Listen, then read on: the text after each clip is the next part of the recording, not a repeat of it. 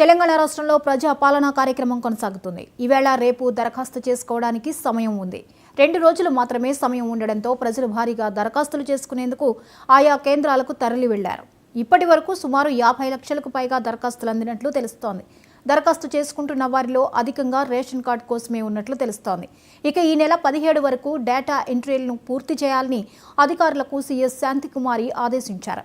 ఆధార్, తెల్ల ration card ప్రామాణికంగా లబ్ధిదారుల డేటాను ఎంట్రీ చేయాలని కలెక్టర్లకు సీఎస్ శాంతకుమారి సూచించారు.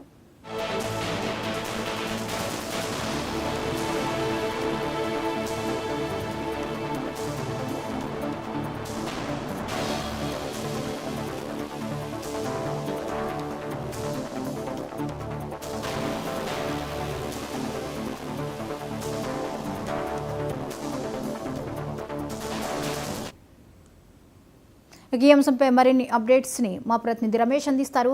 రమేష్, చెప్పండి, తెలంగాణ రాష్ట్రంలో ప్రజాపాలన కొనసాగుతుంది అనే నేపథ్యంలో ఈ ప్రజాపాలన అనే కార్యక్రమానికి విశేష ఆదరణ రావడం మనం చూస్తూ ఉన్నాము. సో ఈ ప్రజాపాలనలో దరఖాస్తు చేసుకోవడానికి ఆ ఒక్కరి సమయం దగ్గర పడుతోంది. అయితే దీనిలో రేషన్ కార్డులే ఎక్కువగా అప్లై చేసుకుంటున్నారు అని చెప్పేసి వార్తలు వస్తున్నాయి. డీటెయిల్స్ అండి. రైట్ జ్యోతి, ప్రజాపాలన కార్యక్రమానికి అయితే దరఖాస్తుల వెలువ వస్తుందనే చెప్పుకోవాలి. గత ప్రభుత్వం రేషన్ కార్డులు జారీ చేయడంలో కొంచెం అలసత్వం వహించింది, జారీ చేయలేదు అనే ఆరోపణల నేపథ్యంలో గతంలో చాలా మంది కూడా రేషన్ కార్డుల కోసం వేచి చూస్తున్న పరిస్థితి.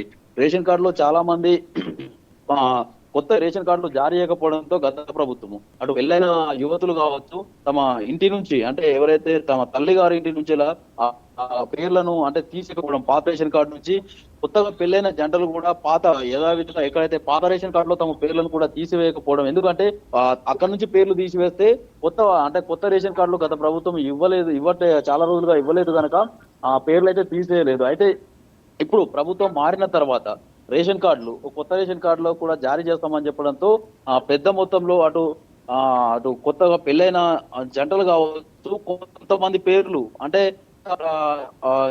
సమయంలో గత ప్రభుత్వ సమయంలో ఏదో ఉమ్మడి ఆంధ్రప్రదేశ్ ఉన్న సమయంలో కూడా చాలా మంది రేషన్ కార్డులపై ఇబ్బంది పడ్డారు. ఎందుకంటే ఆధార్ కార్డు అనుసంధానం చేసే టైంలో ప్రైవేట్ సంస్థలకు ఇచ్చారు.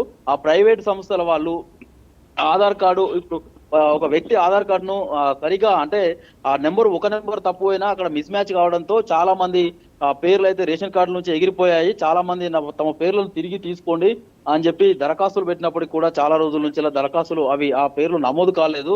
అట్లాంటి వాళ్ళు కూడా చాలా మంది ఉండడంతో చాలా సార్లు వినతి పత్రాలు సైతం అందించారు. సో అట్లాంటి వాళ్ళు పాతవి కావచ్చు, కొత్తగా పిల్లలు కొత్తగా పుట్టిన బేబీల పేర్లు కూడా నమోదు చేసే క్రమంలో పెద్ద మొత్తంలో రేషన్ కార్డులకు సంబంధించి దరఖాస్తులు అయితే వెల్లువ కొనసాగుతుందనే చెప్పుకోవాలి. దాంతో పాటుగా కూడా మిగతావి కూడా ఇంకా కరెంటు విషయంలో కూడా యూనిట్లు 200 యూనిట్ల కరెంటుకు సంబంధించి అటు పెద్ద మొత్తంలో కూడా దరఖాస్తులు వస్తున్న పరిస్థితి మనకు కనిపిస్తా ఉంది.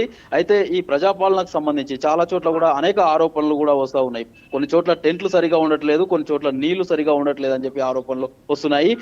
ప్రభుత్వం ఎంత చెప్పినప్పటికీ కూడా సరైన సమయంలో కూడా దరఖాస్తు ఫారాలు దొరకపోవడంతో అటు ప్రైవేటు వ్యక్తులను ఆశ్రయిస్తున్న పరిస్థితి ఉంది. ఆ ప్రైవేటు వ్యక్తులు ప్రజలను పెద్ద మొత్తంలో దోచుకుంటున్న పరిస్థితి ఉంది. ఒక దరఖాస్తు ఫామ్ కు 40, 50, 100 రూపాయల నుంచి ఇప్పటికీ ప్రభుత్వం చెప్పినప్పటికీ కఠిన చర్యలు తీసుకుంటామని చెప్పినప్పటికీ కూడా అటు సిఎస్ శాంతికుమారి, అటు ముఖ్యమంత్రి రేవంత్ రెడ్డి అనేక సందర్భాల్లో చెప్పిన సందర్భంలో కూడా అదే పరిస్థితి కొనసాగుతుంది. ప్రజల జేబులకు చిల్లు పడుతున్న పరిస్థితి కొనసాగుతూ ఉంది. 100 రూపాయల నుంచి 40 నుంచి 100 రూపాయలు వసూలు చేస్తున్న పరిస్థితి ఉంది. ఎందుకంటే దరఖాస్తు ఫారాలు ప్రజలకు అందుబాటులో ఉండని పరిస్థితి ఉంది. సరైన సమయంలో అయితే ఉదయం 6 గంటలకే వచ్చి లైన్లో నిలబడుతున్న పరిస్థితి. ఎందుకంటే సుదూర ప్రాంతాల నుంచి ప్రజలు ఎక్కడో హైదరాబాద్ లో కావచ్చు, ఇతర ప్రాంతాల్లో ఉంటున్నారు. ఖచ్చితంగా ఆ రోజు దరఖాస్తు చేసుకోవాలని చెప్పడంతో పొద్దున్నే 8 గంటలకు కార్యక్రమం ప్రారంభం అవుతుందని చెప్పినప్పటికీ కూడా పెద్ద మొత్తం ప్రజలు వస్తున్నట్టు 6 గంటలకే వచ్చి లైన్లలో నిలబడుతున్న పరిస్థితి, ఇబ్బందులు పడుతున్న పరిస్థితి. అటు వృద్ధులు, వికలాంగులు ఎవరైతే అవిటితనం ఉన్న వారైతే వారు కూడా ఆ లైన్లలో చాలా ఇబ్బంది పడుతున్న పరిస్థితి నెలకొందా ఉంది.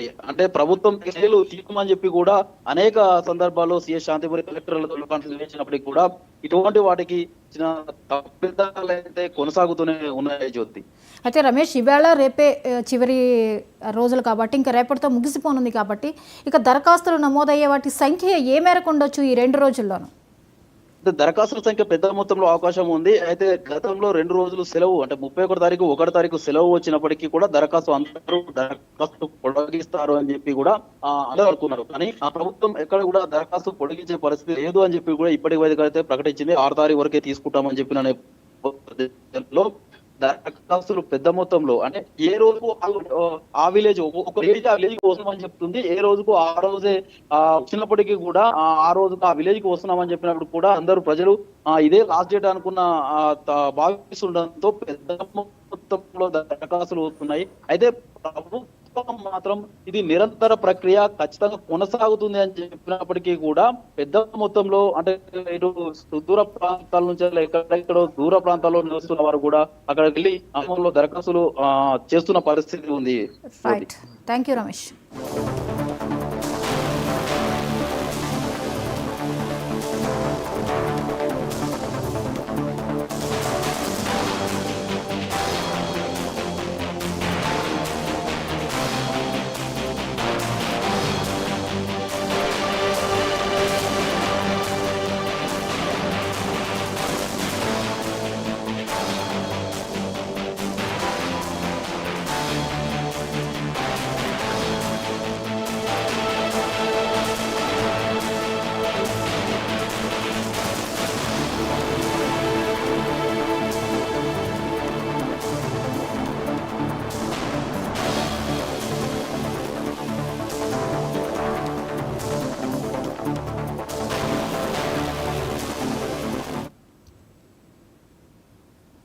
సంక్రాంతికి సొంతూళ్లకు వెళ్లాలనుకునే వారికి